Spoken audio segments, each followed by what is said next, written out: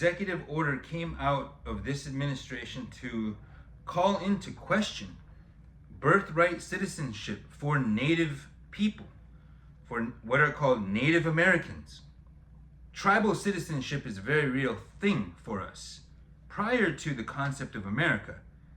Each treaty, right, is specific to the tribes and the tribal leaders who were a part of those negotiations. What I find really interesting about this birthright citizenship executive order and the mention of native birthright citizenship ever being called into question is just like any time though we look at any singular part of any sort of federal Indian law, the doublespeak and the loophole, all of the very obvious skeevy and scammy ways that Americans and their forefathers have always done.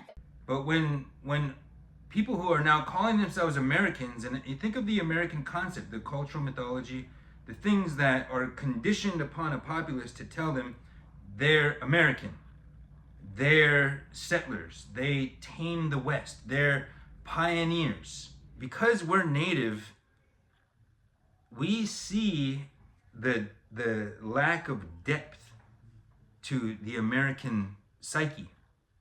The archetypes of an identity, of a person to say, I'm a South Dakotan, I'm a North Dakotan.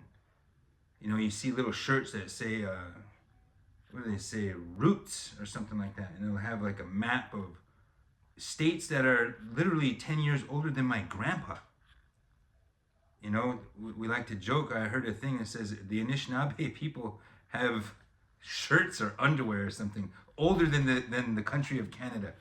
For those people to say Native Americans don't have an automatic right to birthright citizenship, to us, that is like, whoa, what are you talking about? This is our land. These are our waters who've known us for untold millennia. We were formed of the flesh and the blood of these lands, of this earth.